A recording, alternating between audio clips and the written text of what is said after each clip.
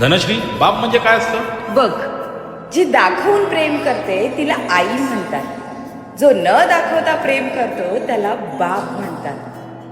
आपल्याला पाऊस लागू नये म्हणून जो आडोशाला उभा राहून स्वतः पावसात भिजत असतो, पण स्वप्न आपली असूनही जो आयुष्यभर झिजत असतो त्याला बाप म्हणतात. जो आपल्याला छोट्या छोट्या चुकांवरून ओरडत असतो, पण आपल्या मागे येऊन अख्ख्या गावाला माझा मुलगा आहे असं अभिमानाने सांगत असतो ना, त्याला बाप म्हणतात.